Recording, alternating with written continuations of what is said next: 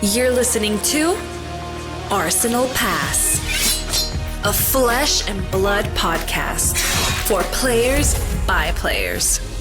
And all about strategy, leveling up, and the latest news in the world of Wraith. Welcome to Arsenal Pass. Welcome back to episode 127 of Arsenal Pass. Hayden Dale here with Brendan Patrick. Brendan, as always, how's it going? Very good. Very good, Hayden. Getting more excited as we see more Bright Light spoilers. Some pretty spicy ones coming out. There was honestly, a bit of the tome came out. It looks powerful, but yeah, I don't know. Can you play a no-block card in your deck that just draws 2 cards and is effectively a blue and lets you tumble tire on turn 0? It doesn't make the cut for me, Hayden. Well, let's find out. We are talking Bright Lights in this pod. Speaking of, we are end of national season. National season has just wrapped up this past weekend. We are heading very speedily towards Bright Lights and boosting our way towards the end of this month, towards the pre-release. And for this pod, we bring on a guest. We've got Australian national champion Sam Sutherland. He's also the Auckland calling champion, and earlier this year also top-aided Singapore. All 3 in the same year with the same deck. He is a Dash main. He is a Mechanologist player, and we wanted to bring Sam on to get the perspective of a Mech main as we head towards Bright Lights, to hear all things from why you should play Mechanologist, what are the things you should, be looking to do, or where to start if you want to play Mechanologist for potentially Bright Lights, or maybe even Dash, sort of tickles your fancy. We talk about cards and Bright Lights, things that are exciting us, and or just things Mechanologist and Bright Lights as we head towards this pre-release weekend coming up literally in 2 weeks' time, Brendan. It's crazy to think, Hayden. That's crazy to think. It's coming up fast. Week in Flesh and Blood, I guess. What have you been up to this week? Played any Flesh and Blood or? I've honestly been on a deep dive for Lorcana. I mean, there's not really too many reasons for me to be playing Flesh and Blood until we get more spoilers. We can start trying to break the deck in preparation for the Calling Dallas and, of course, the World Championships. But yeah, I went on a deep dive with Lorcana. I think we talked about some of the pod already. Constructed really good. Seal or starter decks not good, and it has been scalped into literal oblivion. It's scalped into the level where it is like there's local game stores near me selling boxes for $400. Like, you are a crook if you do that. Like, if you're a local game store selling for 4x MSRP, it's just crazy, bro. Yeah, that's what's sad. You're weak. Yeah, I was going to say, I mean, no Lorcana available in Australia as far as I'm aware just yet. But, yeah, not in the US either. Not in any country, apparently. Week's been pretty good. I've had a very busy work week, and I've definitely taken a little bit of a step back from Flesh and Blood as we head towards Bright Lights. Although in saying that, I recorded a Draw My Mirror that's going to go up on the channel. We're doing a bit of a new series, which is coming to Arsenal Pass. We're going to try it out, see how we go. We're, I guess, calling it kind of masterclass series. We're going to take a deck that we know well. We're going to pair it up with a matchup that people want to see, and we're just going to go through like how to kind of navigate that matchup and share all the tips and tricks. So the first one's going up this week. It's a Draw My vs Draw My Mirror, one of my favorite matchups right now. So I also just enjoyed making this video. Other than that, I played a locals on Thursday. Which was good. It was fun. It was nice to play a locals. I haven't been able to do that as much recently, but kind of taking a step back from Flesh and Blood, I guess, testing wise, was enabled me to do that. And then the kind of next couple of weeks is probably going to be a little bit Flesh and Blood light for me as we just kind of take a bit of a breath before Bright Lights, which I'm honestly looking forward to. Preview season is about to start though, so I guess we've already seen some previews, but the full preview season starts next weekend. We have that 3-day kind of preview window again, so we'll see. Yeah, we haven't got a card. Spoilers. If we get one. If we are getting one. We yeah, haven't gotten one so far. Honestly, they can pass us up this time. We're good. After Chains and Mephetis, we peaked. We peaked. Speak for yourself. Scowling Fleshbag. And if someone opened a gold foil, they're trying to sell for a lot of money. Yeah, someone actually messaged me and they're like, "Oh, there's gold foil Scowling Fleshbag. Are you going to try and buy one?" I was like, "No." No. Although I do love that card, it's great, but I will not be trying to buy a gold foil. If anyone's in the market for gold foils, though, I can help you out. Hit me up. Just go one cross wrap.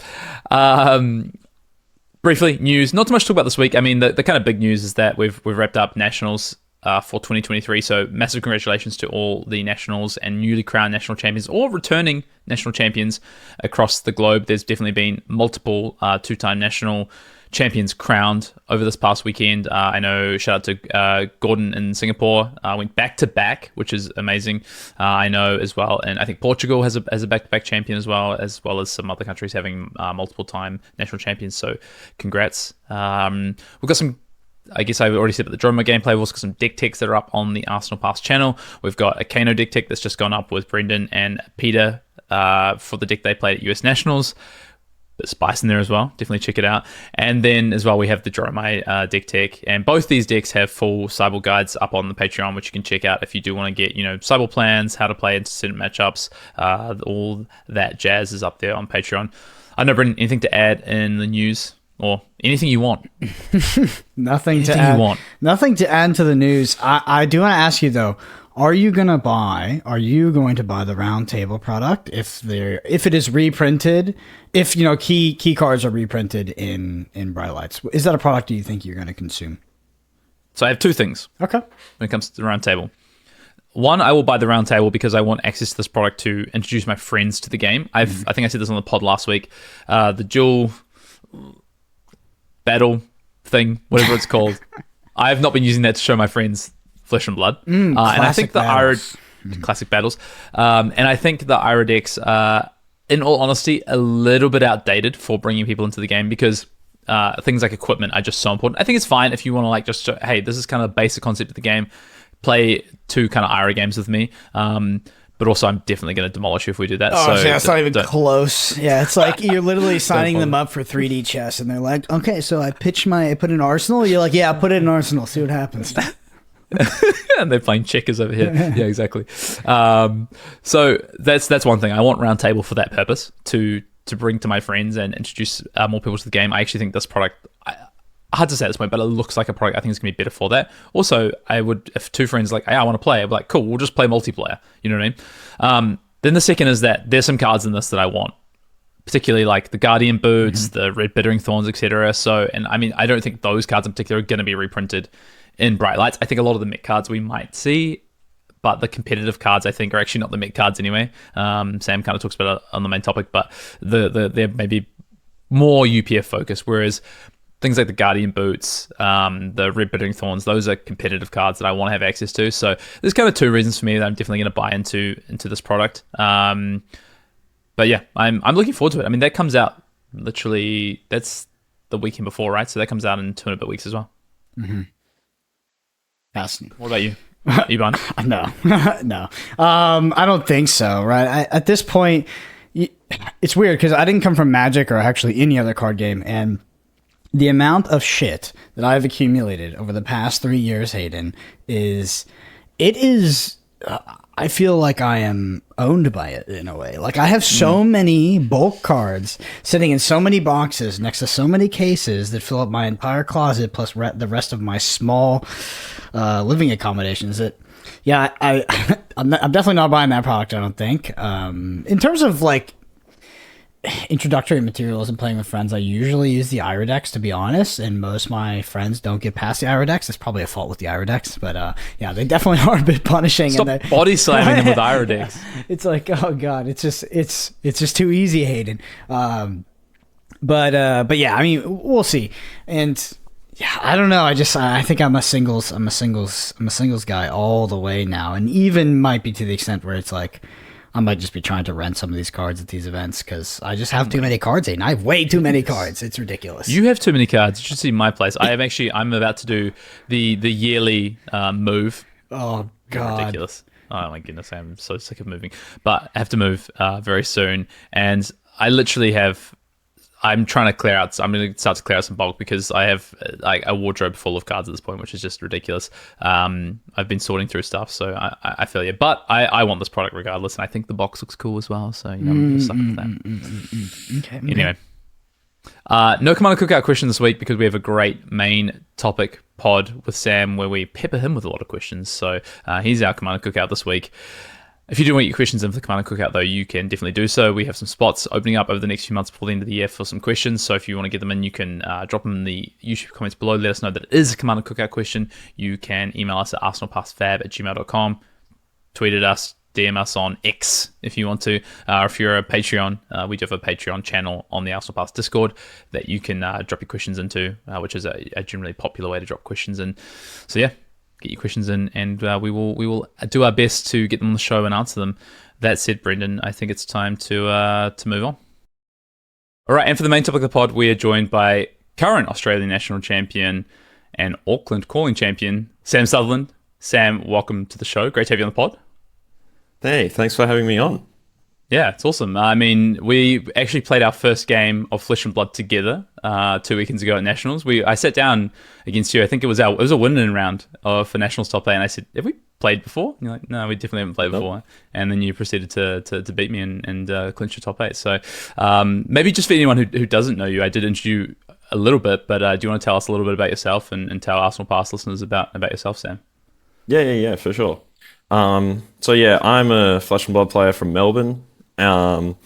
Essentially at this point, I'm just the Dash guy from Australia. Like, I have been to Auckland, Singapore, Baltimore, had varying results through all those things.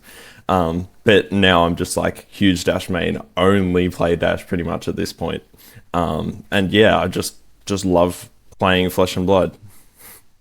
Yeah, and I was going to ask you, I mean, you've been on a tear this year. I just want to point that out before we get into it. I was talking to Brendan about this when I said I want to bring on Sam. You know, you've won Australian Nationals. You won the calling back in Auckland in Feb this year. You top 8'd in Singapore, where we were both at.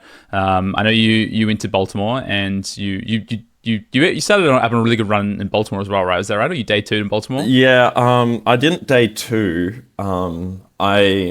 I won first round against Dromai, which I think is one of my hardest matchups, and then just did not get what I needed for the rest of the day. Paired into Katsu, lost the die roll, it was over, and then played into Alexi round 4, and I literally punted the game. Like, I had lethal on board, and then I'm just like, yeah, I'll crown away this card, I don't need it. And then I drew a yellow instead of a blue. I'm like, oh, I did need that. And then just lost.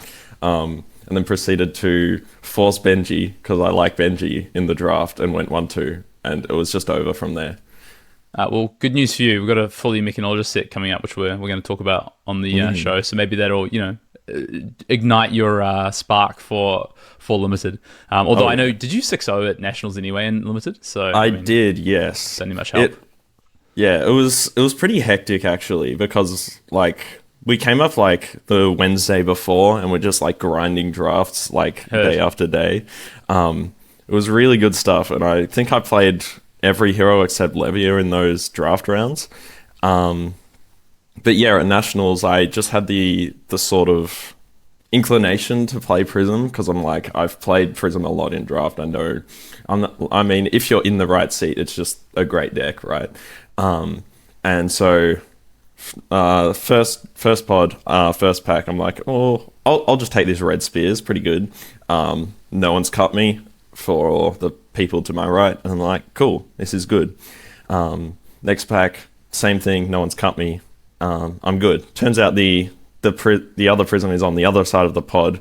One of my roommates from the room we're staying in, and then I've just proceeded to play into 3 separate people who are all staying in the same room as us in that whole draft pod, and then just got what I needed. I mean, same thing, like turn 0 red prismatic shield going second is stupid. Like, it's stupid. Strong play, actually. Yeah, both my losses in draft were from that. So thanks for bringing that up, Sam. It's just cursed.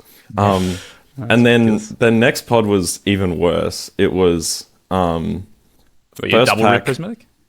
No. So first pack I see the rare slots, and we've got Arclight and Parable. And then in the common slots for Prism, we have like red protection, red war tune, or something stupid. So I'm like, damn, I'm never gonna cut this signal off. So I just take the Arclight, because I think that's really good in draft. When the pack comes back to me, there's 2 of the red heralds have gone, but the Parable wheeled, and so I'm like, oh, I'll just take that and just build like a nutty aura deck. Turns out I was the 1 of 1 Prism. What? Yeah. Like, what do you even do to that? Like, I don't even know what to say about my own drafting skills at this point because I just got the 1 of 1 prism seat. Like, what are you supposed to do? I don't think I've heard about a 1 of 1 prism seat in like any draft actually. So I think you took an achievement for that one. It was pretty crazy.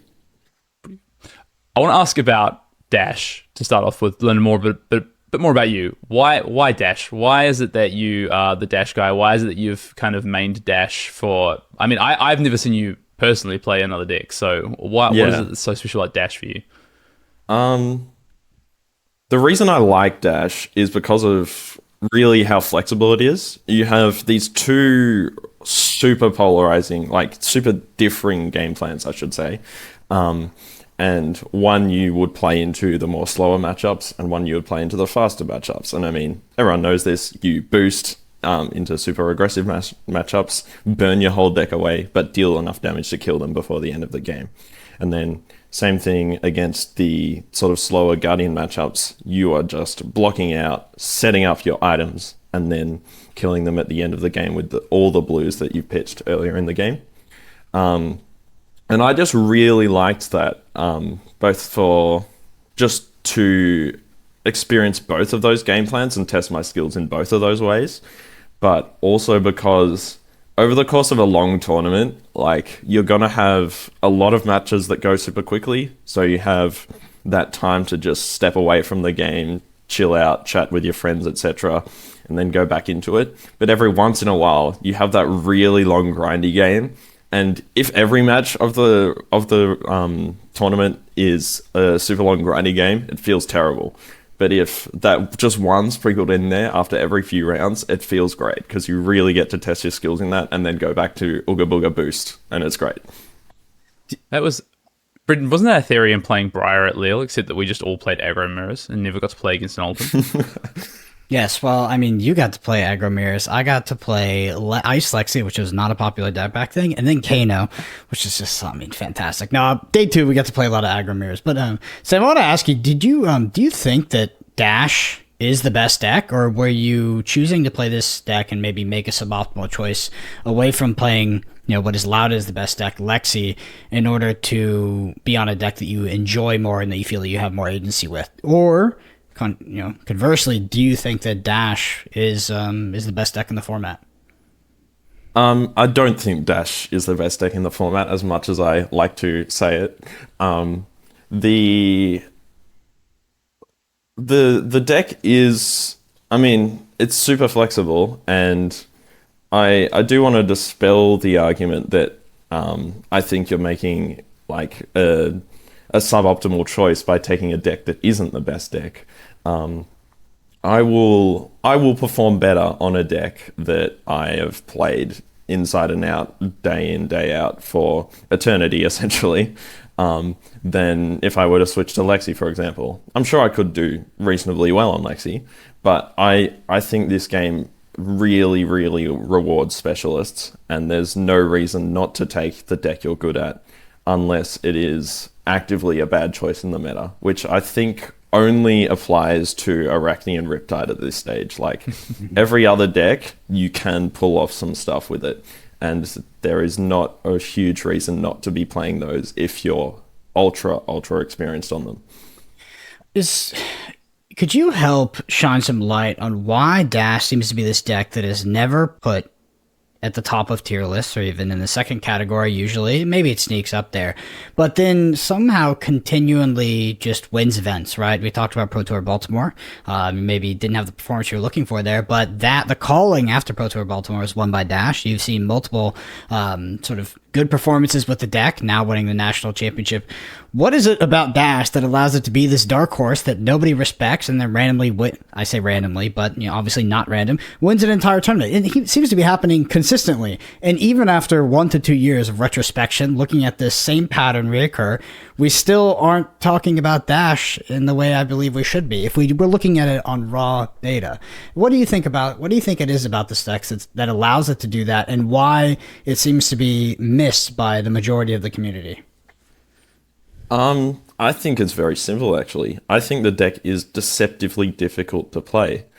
The way you should play Dash into an aggressive matchup seems very straightforward.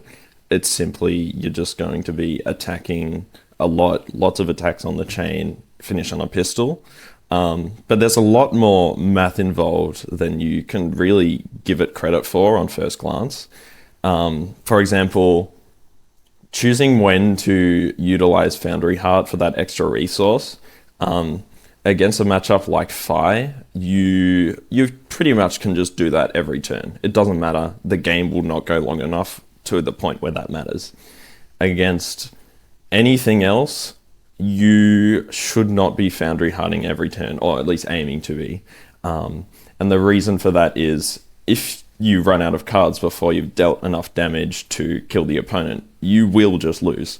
So you need to be mindful of your deck size while playing the game, which a lot of people won't really know how to value that really well. Because, like, 2 cards out of deck, for example, what does that equate to in terms of points of value in a tempo game? Like, it means nothing on a first glance, but it's something that you need to be aware of, and it's something that you need to know will affect your long-term game plan depending on how much they're blocking. And so you need to be ensuring you understand how much damage you've dealt or leaked through their blocks over the course of their game. And if they're just taking everything, it's fine, just go for it. But you do have times when you need to slow down because they're just blocking more than realistically they either should be, or maybe that's their game plan, maybe they just want to block you out. And really clicking into what their game plan is from the start of the game is something that I've found early Dash players or new Dash players just don't understand. You play into like a Reiner and you just boost, and then you lose because they blocked you for the whole game, and then the turn you gave them the off turn, they like smashed all your items because of Arg Smash, and it's like, oh, I guess I lost and dealt like 8 damage over the course of the game, but at least I had tempo. How much do you value presenting your opponent with the question of what strategy you might implement in a certain game? So Dash is able to sort of pivot to both the aggro and the longer term long game strategies. How much of an impact do you think that has on your opponent? I think realistically, in terms of the 2 super different game plans, your opponent should know what you are going to present into them. There are not a whole lot of matchups where there's a middle ground. There's a few, but realistically, if you're playing against a Guardian or an Assassin or Dorinthia, you're going to be presenting the Diriax, the pistol package, etc. And they should just know that's what your game plan is going to be. And conversely, against most of the other matchups, they should know that you are presenting the aggressive package. Otherwise, you're just not going to keep up with the damage they're outputting, and so you'll just lose.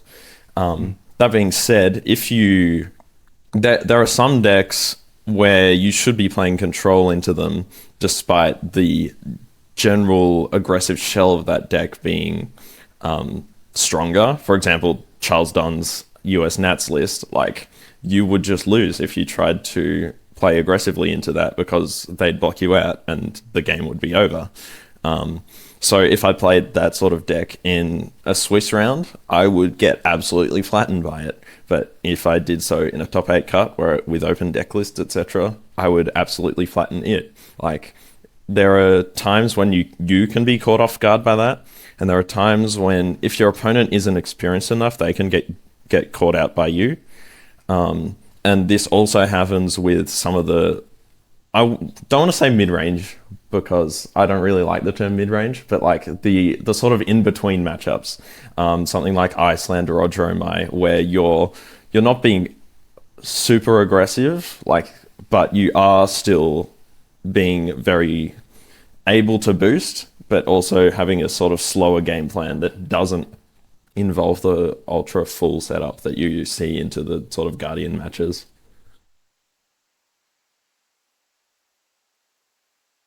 Mm-hmm.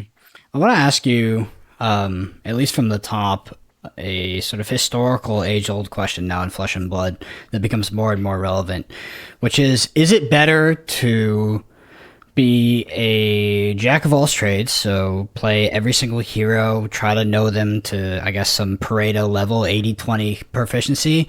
Or is it better to hone in on a specific hero and truly specialize in it? You being on one end of that spectrum, what is your thoughts on the question itself? What do you think is a better strategy to implement when trying to see success at events in Flesh and Blood? Yeah, I see huge merit to both sides of things, right? And I think what it mostly comes down to is time and commitment. I think that if you have 1 million hours each week and you're going to go to 9 armories every week and play in between those armories for 5 hours testing, etc., you should play every deck in the format. Like, why not, right? You've got the time to do that. As someone who plays a lot of armories, I probably could do that if I wanted to, but in the beginning, when I was just starting Flesh and Blood, I was always just playing the one deck. And what that meant for me personally was that I was able to figure out the game plans into every specific matchup myself. And doing that just at a relatively slow pace, right? Just working out every time I face them. Like, let's say in Azuri, I need to work out how I need to beat Azuri. Every time I face an Azuri, I'm going to slightly alter my game plan, try and work out what works best into that matchup. And then at the end of the game, ask the opponent, hey, what did this feel like? How could I have done this better? Etc., etc. And just taking the time to hone those game plans over time really rewarded me as a specialist. And I think that is how a lot of Flesh and Blood players should be playing. I don't think there are a lot of people who can get the value out of playing a lot of different decks.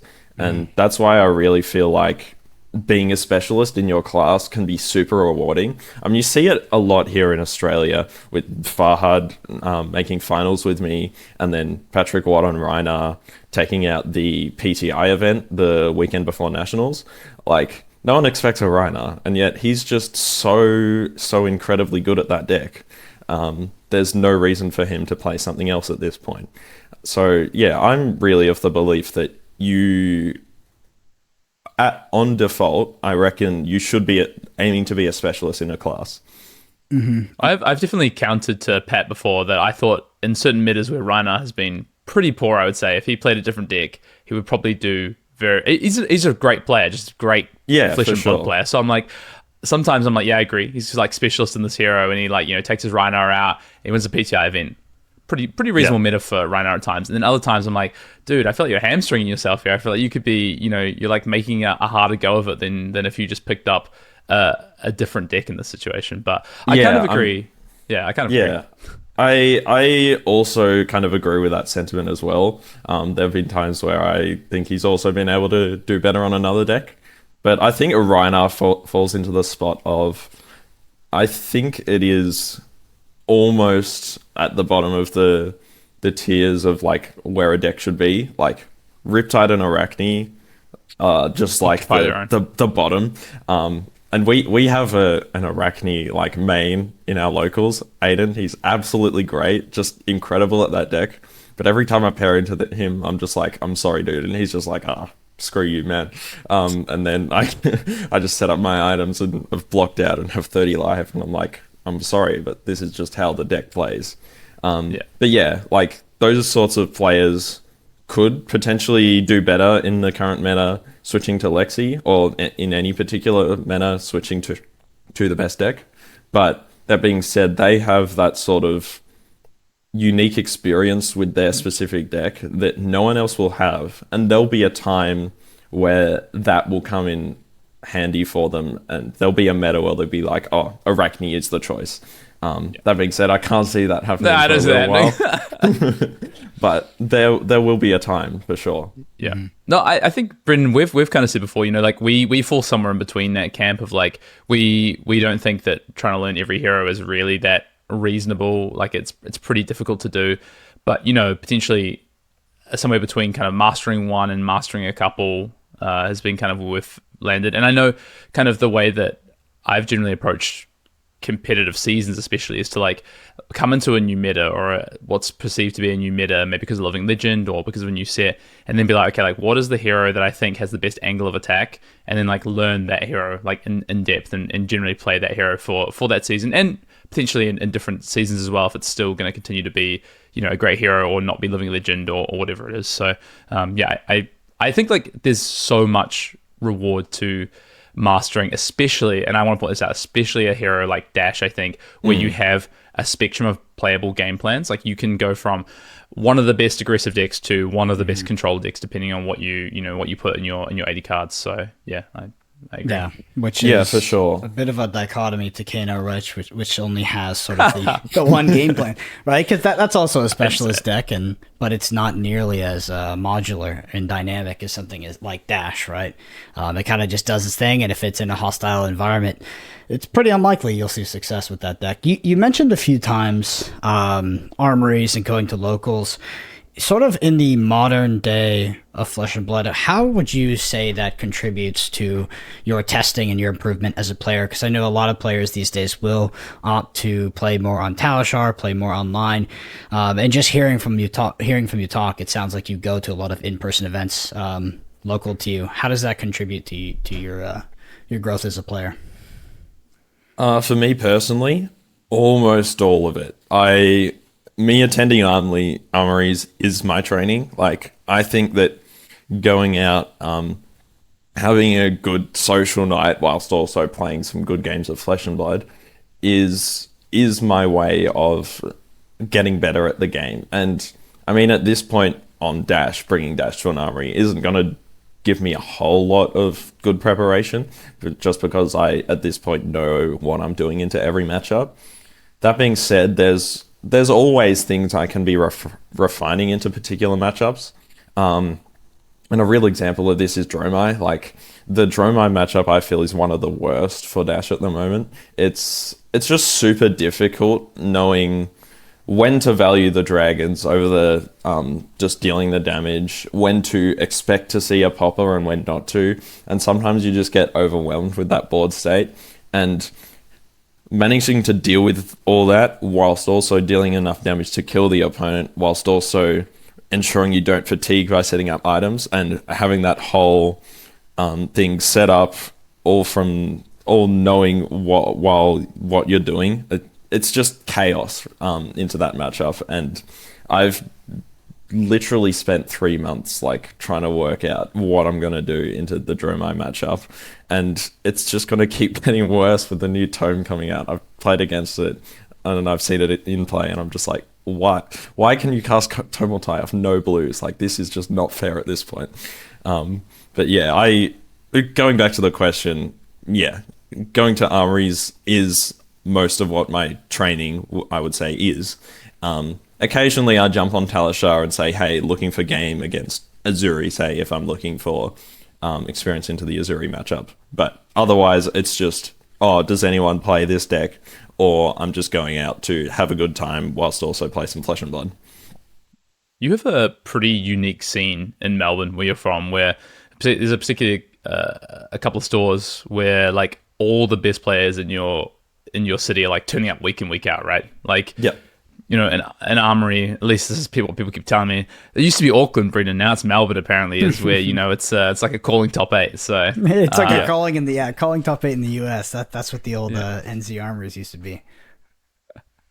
But I think that's like, you know, I think that community that you guys have built, and, you know, this kind of like making people better, and like I think particularly within Australia, at least that's what I can use as my kind of reference point, I think has propelled Melbourne to be like the strongest players in Australia, and consistently putting up results at events. I mean, I think top 8 of Australian Nationals was 6 players from Melbourne, and 1 from Sydney and 1 from Adelaide, right? So I think it just shows this kind of like this spirit of competition, and this what you guys have created down there, you know, I think at an armory level is something that people should, you know, if they want to build something similar, should try and replicate. Yeah, for sure. And everyone down here just genuinely wants everyone else to get better.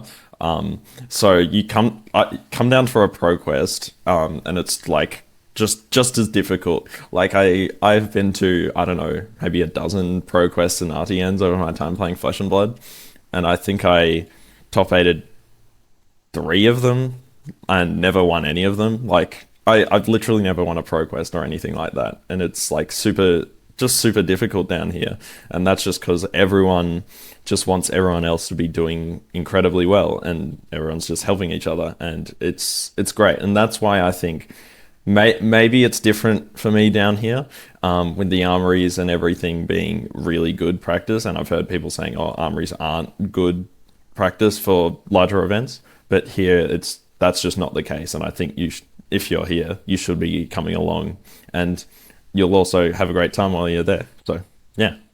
Yeah, I mean, since we're working out. So, although I remember the last time I came to Melbourne, I won that pro quest. So I don't know, Sam. I haven't traveled in a while. Last time you came up here, you definitely saw I wasn't winning any pro quests. So, yeah, neither was I though. Bloody Nick. All right, let's talk about bright lights if we can. Let's move on. Obviously, we've got a full Mechanologist set coming up. So this is in your wheelhouse. You must be. I saw your video you put up when it was announced. You were very excited, I would say. Excitable was the term I would use. So I want to ask you, first of all, let's start with the non-mech cards, because we have this expansion slot that's being introduced with bright lights. What do you think of the non-mech previews so far, and the fact that a lot of them actually seem to interact with what Mechanologist looks like for the set? Yeah. Well, first off, have you seen the new one that dropped today? Oh, I don't know if I have. Is it the? Oh, it's the Riptide one, right? Yeah. You don't have to talk about that one. It's fine. I'm going to talk about it. I think it's so cool. Anyway, that's that. Okay. In terms of the new cards, Wax Off, again, just hilarious. I can't see it being used in play. I think you could make a really good ninja control deck that beats aggressive dash and nothing else, and that would be really funny. But outside of that, it's not. I don't think it's viable whatsoever.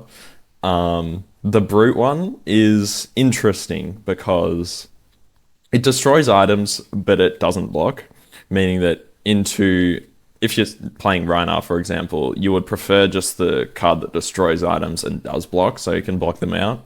Whereas if your game plan is to be aggressive, then if you have a 3-for-6 that you're planning to play that also destroys items at the same time, playing that into an aggressive matchup that will also get value out of items being destroyed, I can see that working.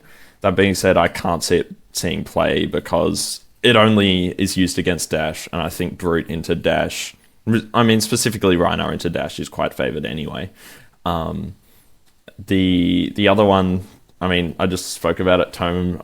I'm not sure what it's called, but the new Tome, which is just Imperial nuts. Flame. Yeah, it's a blue, but it's a red, and it gives you 2 ash. Like you play it, and then you put 2 red cards in your pitch zone, and you've lost 1 card total from your hand. This is assuming you're royal, and you've just generated 2 ash. You have 2 resources, which you can turn into 3 with Flame Scale immediately. Like, I just don't understand it. Like, how do you just make a red that's a blue? It's so cracked. Maybe they're just trying to make sure that everyone who, it's funny that people just refer to this immediately as a Dromai card, don't even talk about fire, but it's like, well, now all the Dromais are going to be royal, so, Regicide buff is huge. Yeah, I don't see it as a fire card at all. Me either, no. That being said, it is an Emperor card. Block 3 cards, it is. Play this, 2 cards in then Furnace, 1 card CNZ. It's crazy. Definitely an Emperor card. Yeah, for sure. But yeah, not to discount what it's going to do in Dromai. Just free ash everywhere. It's crazy. The other one, what's it called? Already Dead. I'm sure some people are going to be picking up Japanese copies of this card for sure. But anyway, I think it is going to be super interesting into how it plays into Teklo-Vossen, because banishing those evos from previous chain links or the current chain link is going to be very difficult to deal with sometimes. Outside of that, just banishing equipment as a whole is like a pretty interesting thought, and like part of where the whole Tomiltai should be banned thing comes from. Like, uninteractable equipment destruction is a really powerful thing in this game, and while it's not interactable per se, you can get blown out by it at some points if you blocked with your Foundry Heart on a previous chain link or something like that. So yeah, I see that card being played as a 3 of an Azuri and maybe in Arachne as well. But yeah, that's a deck you don't really have to think about at the moment. Yeah, well, we'll see. Yeah, I don't know. I'm not holding my breath, but I would like to see it hold its own. Brendan, we haven't touched on some of the new preview cards in a couple of weeks. Any of you thoughts that you've had since you've seen cards like Imperial Flame, Intoxicating Shot, for instance, maybe Shriek Razors, these cards? Honestly, I think that the tome is just the most interesting one by far. And I don't know. For sure. Maybe it is just overly imbalanced. That's why it's the most interesting. It just doesn't seem, I don't know, it just doesn't really, it definitely stirs up a lot of conversation on Twitter in terms of like what should and shouldn't be allowed at Dramai, but does seem very powerful in that deck. And that deck is already, I mean, Dramai is very, very powerful. And especially if we see, some of these other heroes start to rotate out later, Dramai could definitely be a force to be reckoned with. And like you said, not great for you with Dramai already being one of your hardest matchups as well. Yep. What about, let's take a bit of a step back, I guess, just in total. The things we've seen from Mech so far. Like, what's your kind of thoughts and feelings? Are you thinking about new directions for Dash? Are you thinking about, what Teklevossen might be? What is your kind of overall thoughts on what we've seen so far from the Mechanologist cards, both from the previous season for Bright Lights, but also from around the table as well, which my theory is that we'll see these cards in both, in Bright Lights as well. Yeah.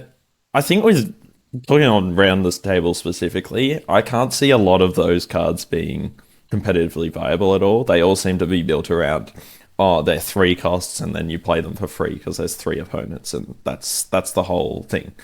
And none of them really provide much value because you have to play an inherently worse weapon to get the value out of it. It's Teklo Pistol, but it costs 3 instead of 1. Like, that's all the deck is. And then I can see the young Professor being played over young Teklevossen in Blitz just for the 1 resource reduction.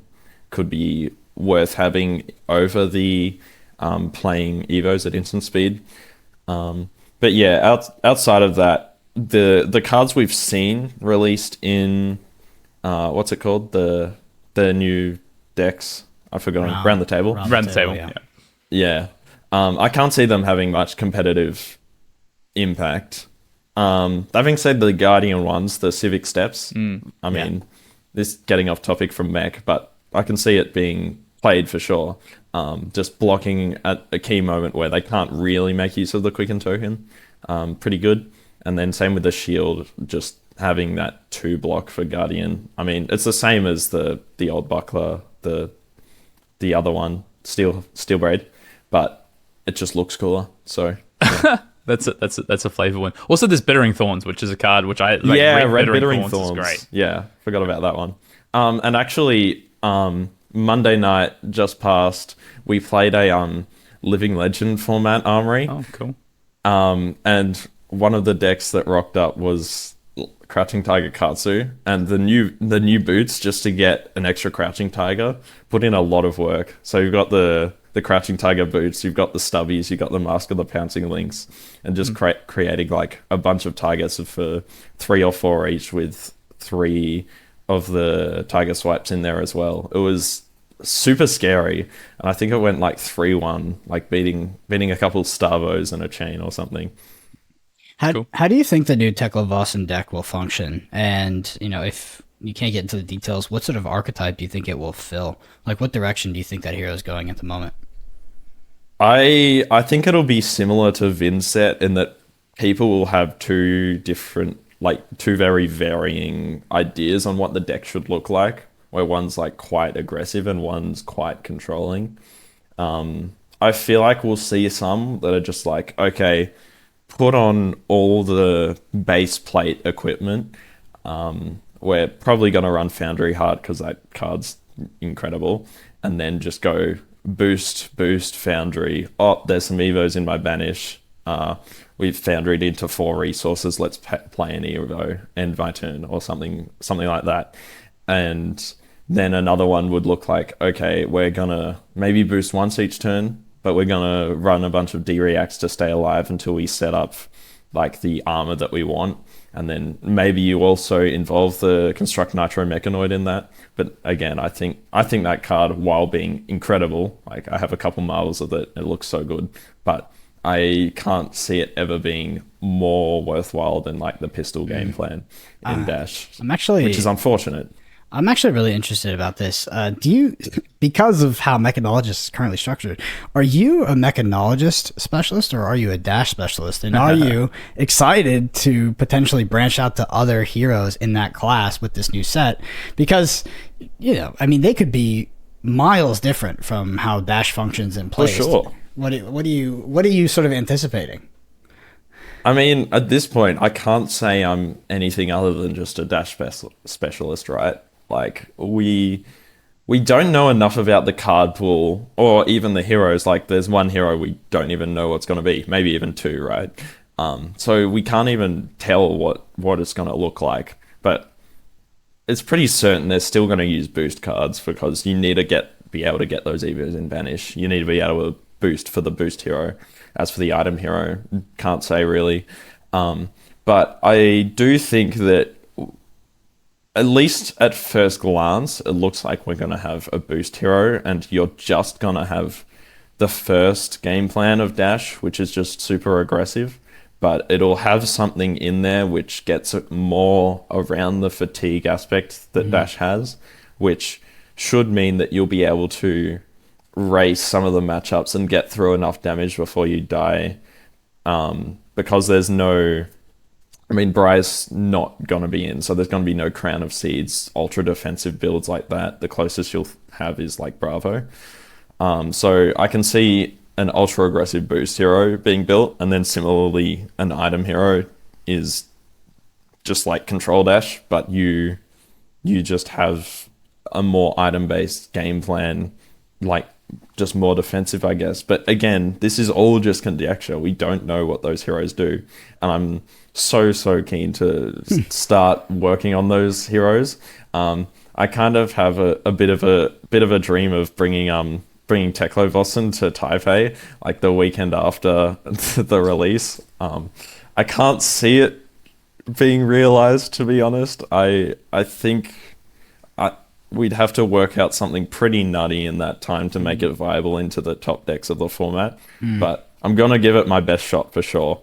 And even if that means like switching to one of the other Mechanologists that we'll soon see released, like I really want to bring some of those new cards to that. And I mean, I'll probably find something that'll fit into the current Dash build, like that'll be fine. But I really want to see if I can work on something that will be able to be brought to that event and then also do well at that. Yeah, I may have heard a little whisper about one of the archetypes that might be coming in the next set, and it definitely is. It's definitely up my alley, if true. Probably can't repeat it here, but sounds like a deck that maybe Hayden will be playing here at the Dallas Culling in October. I just think Brendan sees once per turn instant 3 resources and loses his mind. I see That's true, 3 that's resources true. lose my mind. I see once per turn, and then I get depressed. It's sad. True. That's interesting. Like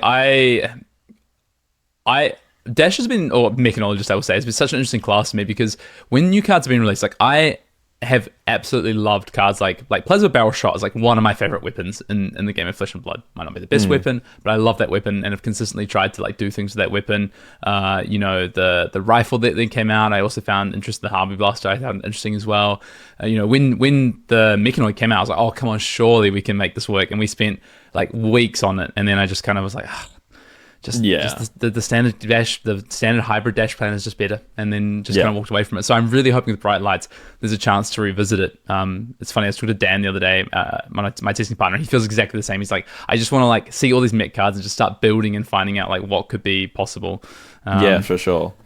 I think the real like limiting factor on the Mechanoid plan is just the fact that Hyperdriver costs 1. Like, if it was 0, it totally changes the game because you don't have to keep that extra card every time you have to play one. Like, it's pretty straightforward in that. Like, if it was 0, I think that deck would be viable. If it was 0, I think that card would be busted in a boost aggro deck, though. Agree. But, I mean, is it though? It's just a Teklo core, but like one less resource. Yeah. I mean, that's pretty good. Teklo Core is I think, one of the most frustrating cards to play against out of Dash. Yeah. Spark into Teklo core is just fundamentally broken, I think. I don't know. What about double Spark into double Teklo Core into massive Oh, you've combo experienced that, haven't you? Yeah. This guy Brendan at Nationals Good point. goes double Spark on the turn, plays double Teklo Core, passes back to me. I have like the most trash hand you've ever seen. Can't punish this guy, and then he's just like high octane, 36 damage turn. I'm just like, oh my goodness. The funny part about that was I drew the second Spark off the first one. I'm like, oh, I guess I'll play the other one. So funny you didn't tell me that at the time. That's hilarious. Yeah, I already feel bad for this guy. Yeah.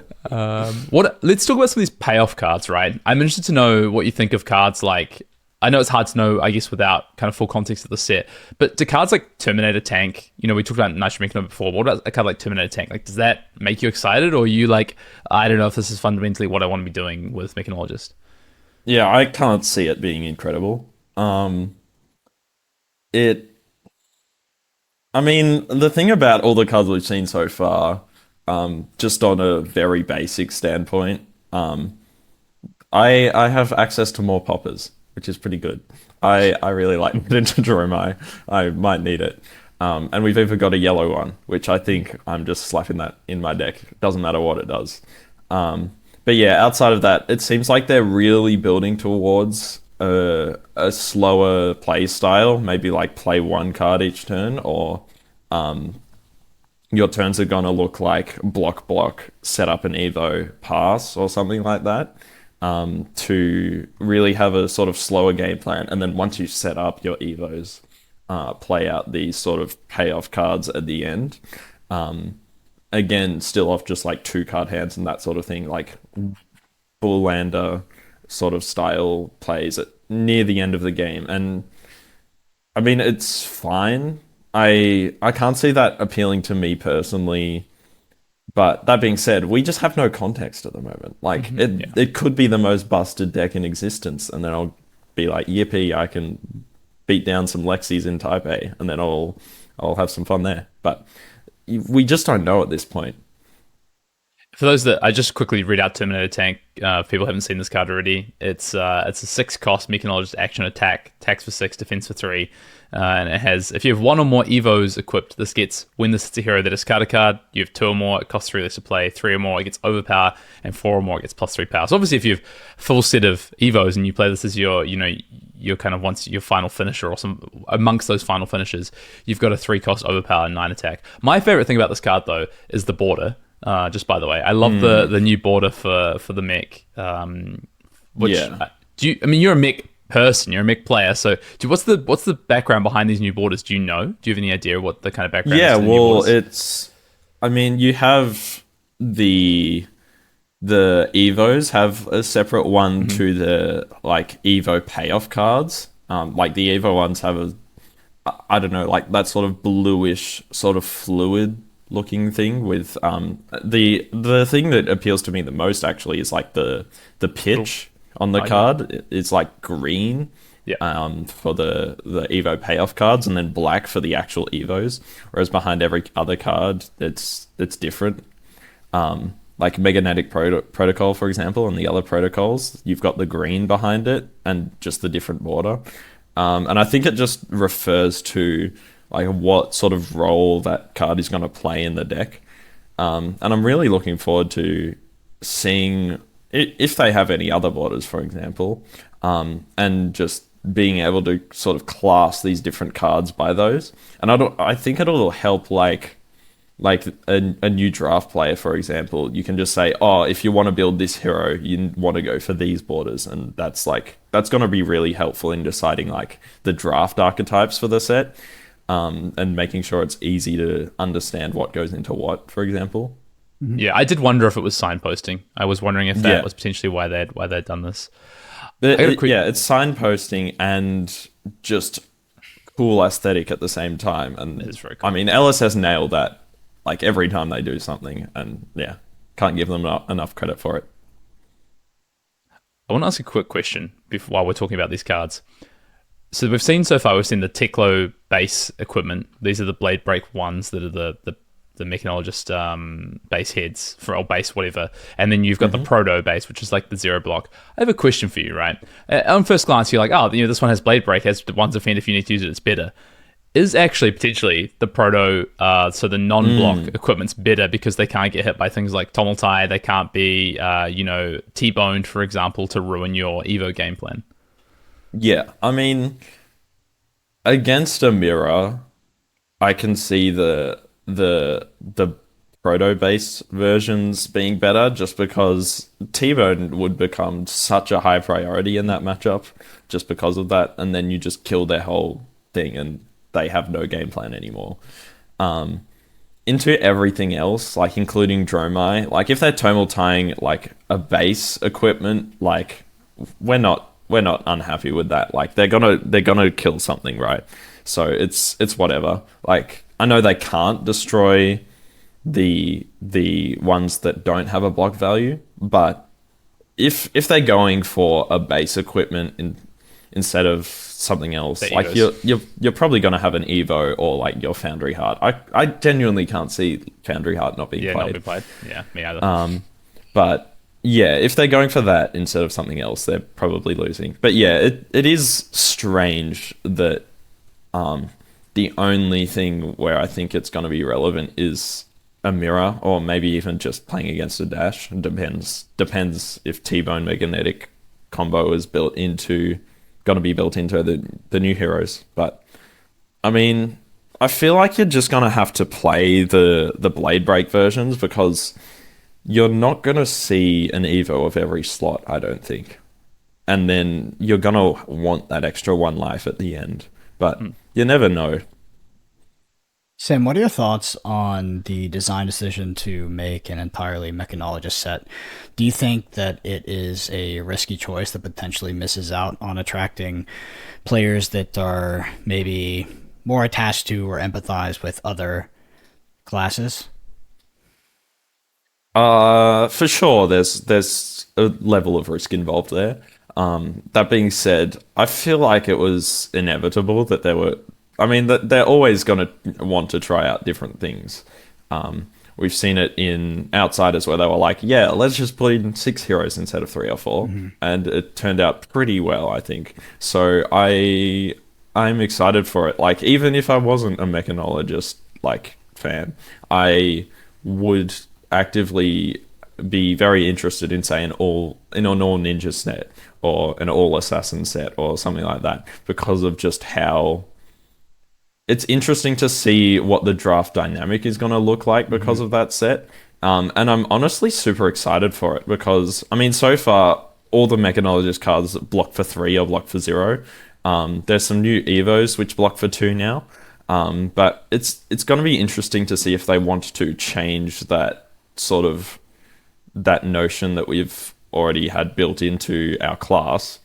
And if they change that purely for the draft format, because a draft format where every card is playable and every card blocks 3 has to be a pretty high power format. And the way they make that format playable, and especially a format with the boost keyword, like fatigue is going to be even more of a relevant factor in a set like this, and giving every class the ability to block 3 with every card.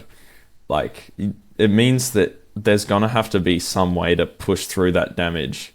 And so I think the draft format is going to be very skill intensive because you need to be able to have that way to push through damage in the game. Yeah, I'm really interested to see the draft format as well. I know, some people that do take issue with Flesh and Blood's current draft formats will often critique the class-oriented design as being a bit too on rails and not forgiving enough to switch into, potentially pivot based off signals, etc. And this is a set where you will likely have the most agency to sort of draft your deck for sure. as you progress. I do also wonder about fatigue. I do wonder about fatigue, but they must have kept that in mind, right? Because we've come off of multiple formats where playing more than 30 cards in your deck has been correct, and it's in retrospect, looking back, that is probably been a cracked for a lot of formats. And yeah, I mean, in this one, it might be. It's definitely a posing risk that we can kind of see on the horizon. If they haven't looked at it, there's bigger concerns, I think. Yeah. Than just it being a mix hit. All right, Sam. I want to like kind of close out with some I guess like quick fire questions and some things that maybe you can impart some of your vast Mechanologist and Dash knowledge to our listeners. So my first question for you is, why is Mech a class people should play? Just kind of, maybe 15, 30 second kind of sell it to people on why Mech's a class they should play. Yeah, for sure. I mean, there's a few reasons. I mean, I mentioned them at the start. It's flexible. You have the 2 game plans, and it's simple. You have, if you're playing aggressively, the cards just do what they say they do. Like 0 to 60, cost 0, attacks for 4, go again. The other thing is that your base boost cards, 0 to 60, Ziffer and Throttle, they're just above rate because they have go again. Essentially, how I tend to rate Mechanologist cards is I increase their cost by 1 and then increase their attack by 2, because if you're playing out a turn and it looks like Throttle into Pistol, you're going to pitch a card for the Throttle, and you're going to spend your action point on a Pistol. And the Pistol is like really good value because, I mean, 1 for 2 on a weapon is like really good. And there's a reason that cards like High Octane are good in the deck. It's because you get to use that value again and again over the course of a turn. So really being able to understand where to spend that action point, either on a Spark of Genius or an item or that pistol shot at the end of turn, is one of the things that makes Dash good, and one of the things that makes Dash deceptively difficult to play. Because if you don't end up shooting that pistol at the end of the turn and you just leave the turn with an action point or an unboosted attack at the end of a chain, like you've kind of just lost 2 points of value there. So just having that at the end of the turn and having the above rate attacks that have go again is a reason to play Dash. The other thing is the payoff cards for Dash specifically, such as High Octane and Maximum Velocity. They're just great cards to play. And I've heard a lot of people say like, oh, you shouldn't be putting Velocity in Arsenal if you don't have Crown of Providence. And I'm just like, nah, slap that shit in there. It's fine. It's fine. You're going to get it off. It's fine. And like 90% of games I put it in Arsenal, I play it. Like you should have a good idea of it. And when it will be playable. And if you're putting it in there at like 2 life, you're obviously not going to play it. But it is a good card, and Crown of Providence just makes it an even better card. So I reckon if you're not playing 3 off, you're playing it wrong, to be honest. Dude, I got griefed when I like first did a deck tech for Dash. So I considered playing Dash for PT1. I put a lot of time into that deck. I played so much of it, and people were like, "Can't believe you play Maximum Velocity. The card's unplayable. It's trash," and all this. It was just, oh man. Yeah, it's crazy. And I mean, like, I was playing against a local, Matt Clark, and he's on Bolton, and he's playing the like new Bolton, Raiden, all the new Quicken charge cards, etc. And he's feeling pretty confident into the matchup, because he should be, because most of my cards are attacks that buff his stuff. And my deck, I am very happy to block a lot of the time, because they all block for 3. So when I draw a bad hand, I just have to block with it. And he's feeling pretty confident, and I put a card into Arsenal, and he doesn't know it, but it's Velocity. And I play out an Octane turn. I'm like, cool, I've got the resources, I've got my core, I'm going to play it. And I go to like 2 or something, and then do like High Octane, boost, pistol. I've got 1 floating, I've got 1 action point left, and he's feeling happy because he's at like 6 or something. And I just Foundry Velocity, and he's like, nah, no way you put that in Arsenal. And yeah, it's just like game winning. Like you have to play the card. Like, card's good, play the card.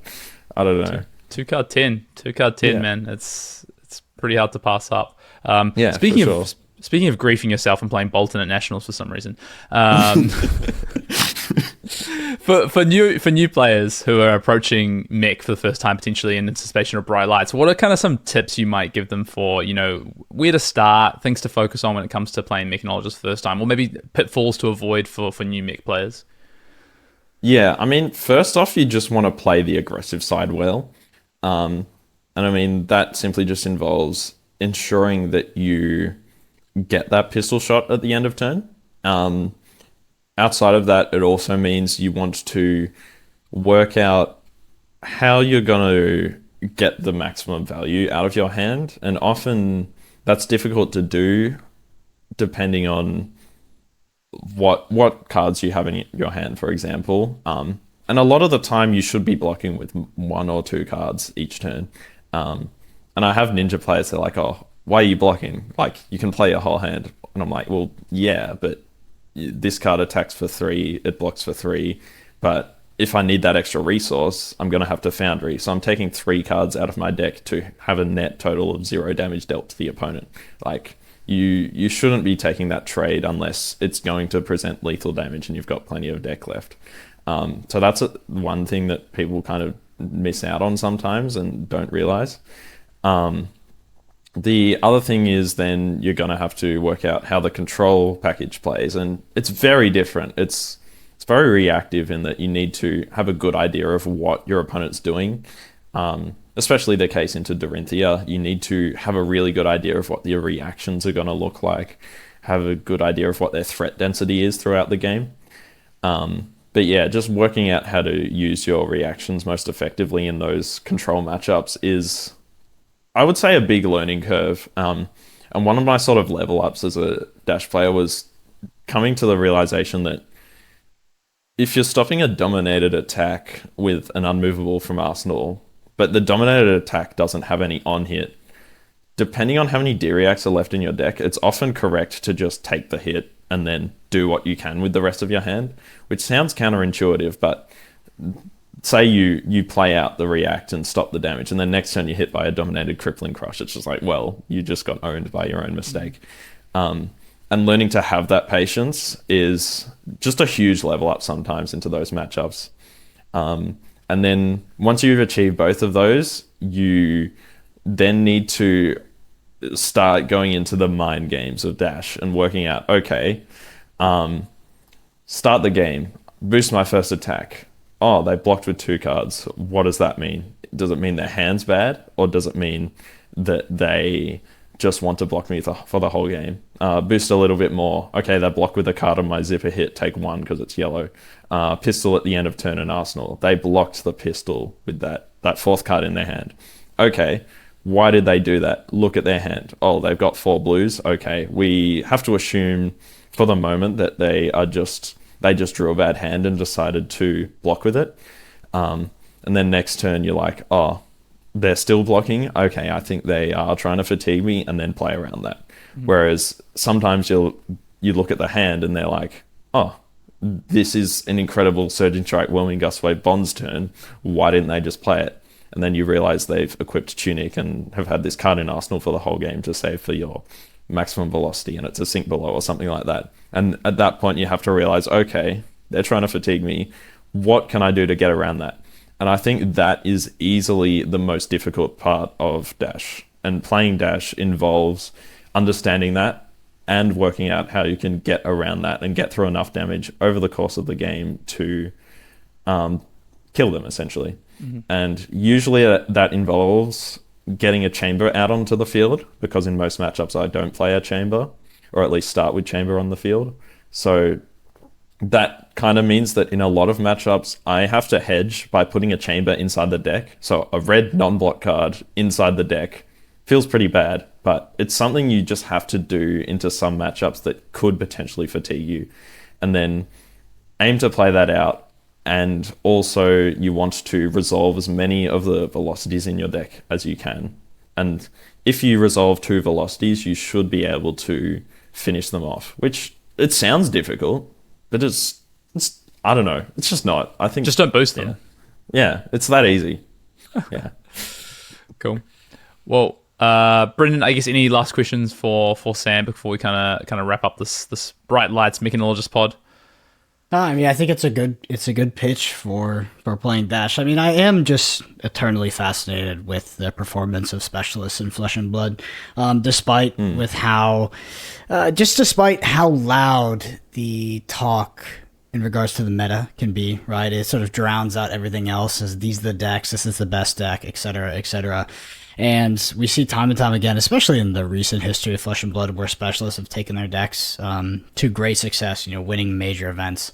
And I think that's just a testament to the balance of the game right now and just how healthy it is. So, yeah, honestly, no more questions from me, but I think that it was a great explanation on one of the heroes that is definitely, it's evasive for me. It's not a hero that I've put much time into or considered since Crucible of War, but it has been consistently racking up win after win. I mean, you talked about bringing it to PT1, Hayden. Can't say I took can't say I took the suggestion too seriously at the time. And Luke Badger as well, a good friend in the house at PT1, also brought Dash. I think that Dash is one of those decks where you've shown, Sam, that mastery and sort of dedication to your craft really can pay off, and seems like a deck where the input to output ratio is very rewarding. Yeah, for sure. Coming back to that PT1 point, like thinking about it, how in the hell does Dash beat Starvo? Like at all? There you go. Great question. Great question. The chain matchup was like kind of fine, but honestly, like the Starvo matchup, it really depended on how they played. So like there was like a game plan where you could block out the first 3 turns and then set up pounders and then just like go ham from there and hope they didn't line up like constant on hits against you.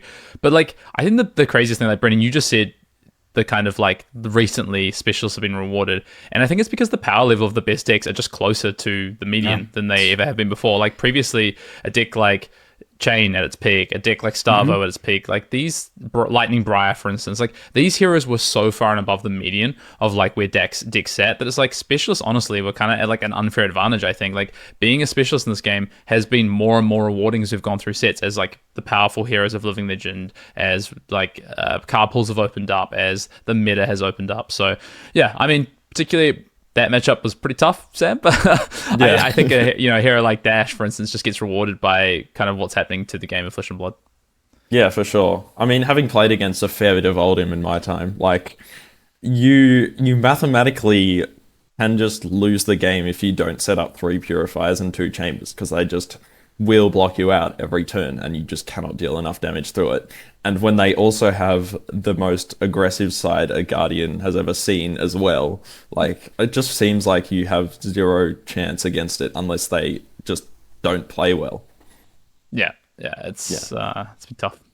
Well, I think that the Chain matchup wasn't fantastic as well. So I think like Starvo might have been hard, but Chain also, like back then, I feel like Chain could still kind of roll you. The stacks were definitely hard to beat. It seemed like it was pretty hostile back in the day. Did you? Yeah. I just think like no one really knew how to play against like the list we had for Dash at the time, because no one really had Dash on their radar. So it was like, and the chain lists were not nearly as powerful as the previous chain lists in terms of beating fatigue. They were really only trying to beat Prism fatigue, which is. Yeah, so it wasn't that great. Prism, a lot of no block cards and stuff. So you're probably right. Yeah. You're probably right. It was interesting, at least. I don't know. In the end, didn't play it. So, Sam, I want to say a massive thank you for coming on the pod, for joining us. I know you're going to be traveling to Worlds in Taipei. Is that right? Yeah, Worlds Taipei. I'm in Melbourne, so I'll be at the Calling Melbourne as well. And if people want to find you, they can follow your team, your group from Melbourne at the Action Point. Is that right, on Twitter or X? So we're at the Action Point on Twitter /X, and then we're also the Action Point on YouTube. It's just the team of me and 2 of my mates. Honestly, we're all like ultra busy uni students who also have part-time jobs, so it's super hard to find time to get stuff up there. But yeah, we're aiming to increase the amount of stuff we're doing on there, and really just sort of bring to light what we're sort of doing with Flesh and Blood in Melbourne. So yeah, feel free to follow us over there. Cool. Awesome. All right, Sam. Yeah, and if you want to find, Brendan, I almost took your role. Sorry. No, you go. Hold on by a thread over here. Yeah. There's a video version of this on YouTube at youtube.com/ArsenalPass. Speaking of X, I'm at Brendan APG. Hayden's at Fien_Dale. Sam is once again at the Action Point. You can follow us on there. If you wanna help with the podcast, you're a fan of the podcast, you enjoyed this episode, the number one thing you can do is leave us a review. You can do that on Apple Podcasts or Spotify. Got that mixed up. And of course, big shout out to all the Arsenal Pass patrons, new and old. You help us do what we do. Thank you all so much for listening. We'll see you next week. See you later.